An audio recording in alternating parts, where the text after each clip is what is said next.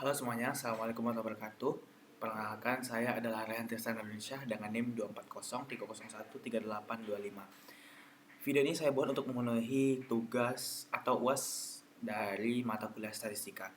Semoga video ini dapat memenuhi tugas saya tersebut. Amin, amin ya rabbal alamin. Nah, kali ini saya akan melakukan uji hipotesis korelasi menggunakan Excel ya. Karena itu adalah perintah tugasnya.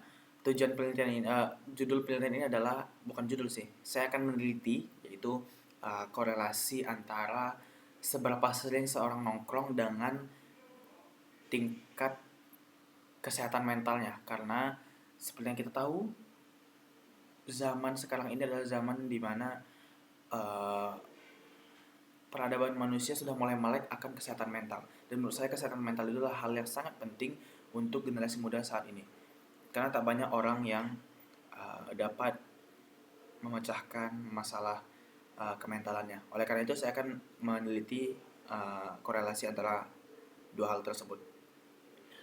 Untuk konteks, saya mengambil populasinya dari teman sekelas saya, yaitu manajemen informatika A, sebanyak 34 orang. Lalu saya mengacak, kebetulan saya mendapat teknik sampling yaitu simple random sampling. Jadi saya dari 34 orang populasi, saya mengambil 20 orang sebagai responden dan saya mengambil secara random. Tidak sembarang random, namun saya mengambil dari absen kelas. Absen kelas kan jadi tiap orang ada angka-angkanya tuh, tiap orang memiliki nomor.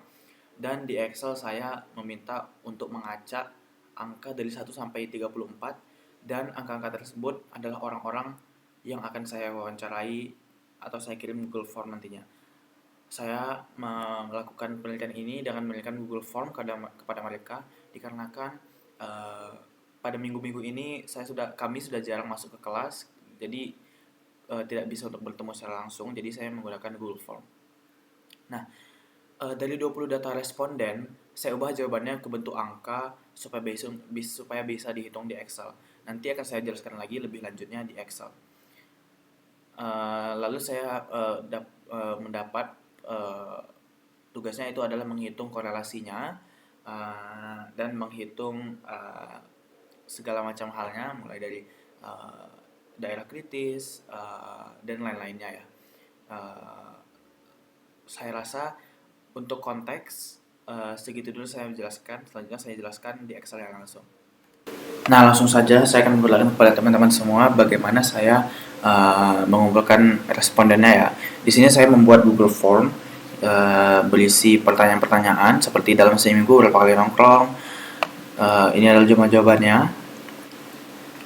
Seperti ini. Saya akan menempelkan dokumen ini nanti di file Word ya. Lalu jawabannya yang seperti saya bilang tadi, ini adalah teman-teman saya dengan nomor absen yang tadi saya random ya.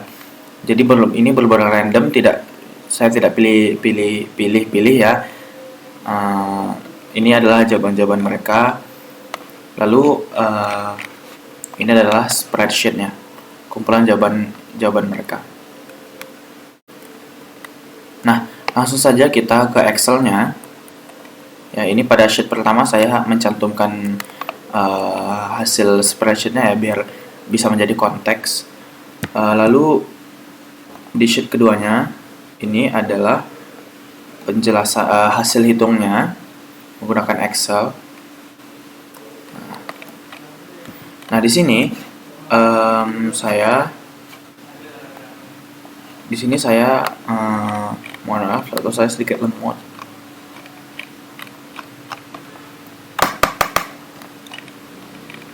Nah, di sini saya menjadikan X-nya itu adalah frekuensi nongkrong. Nah, keterangannya adalah bila mereka memilih nongkrong itu 1 sampai 2 kali maka itu adalah nilai 1.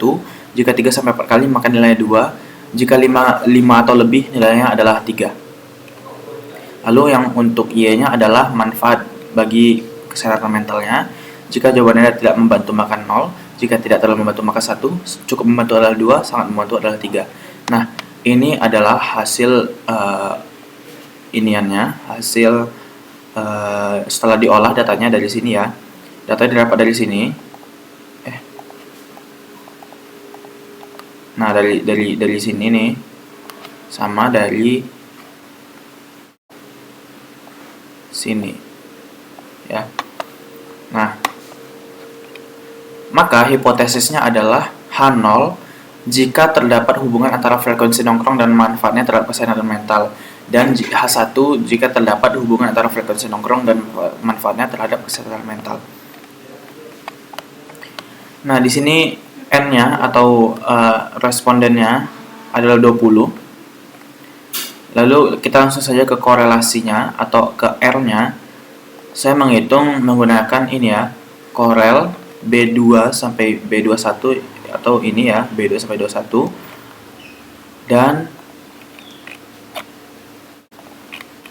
dan E2 sampai E21. Setelah di enter akan mendapat hasilnya yaitu 0,125. Lalu untuk statistik ujinya saya menggunakan ini, rumusnya adalah R akar 20 ini ya N-nya ya, N dikurang 2 per akar 1 R pangkat 2. Nah, ini dia ya rumusnya. Nah, maka didapat hasil adalah 0,535 ya, atau 0,536. Nah, daerah kritisnya, taraf signifikansinya adalah alfa yang 0,5, derajat bebasnya adalah N dikurang 2, yaitu 20 ya, 20 dikurang 2 sama dengan 18. Maka dapat daerah kritis menggunakan ini, rumus ini. 0,05 adalah alfanya, 18 adalah derajat bebasnya. Maka didapat hasil yaitu,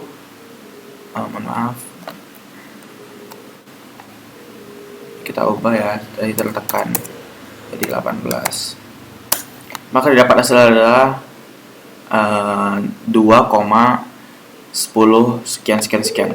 Maka keputusannya adalah keputusan ini ya, apakah korelasi lebih kecil atau lebih besar dari